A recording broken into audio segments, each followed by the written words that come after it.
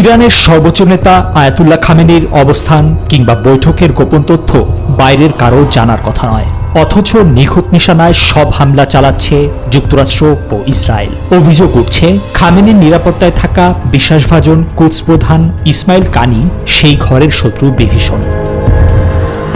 সন্দেহের কারণটাও স্পষ্ট। লেবাননে হাসান নাসরাল্লাহ নিহতের দিনেও ঘটনাস্থলে থেকেও অক্ষত ছিলেন কানি।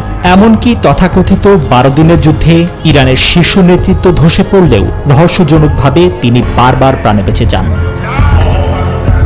ওদের স্বপ্ন পূরণে পাশে থাকতে পেরে আমরা গর্বিত।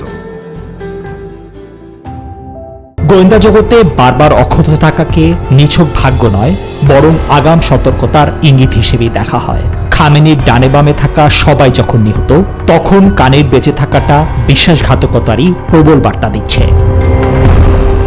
ক্ষমতার দ্বন্দ্বে বা কৌশলগত কারণে খামেনির নিরাপত্তা বলয়ে বড় ফাটল ধরেছে। বিশ্লেষকরা মনে করছেন, ইরানের অভ্যন্তরে চলা এই অদৃশ্য তথ্যযুদ্ধে কানি হয়তো একা নন, এর সঙ্গে জড়িয়ে আছে বিশাল কোনো চক্র।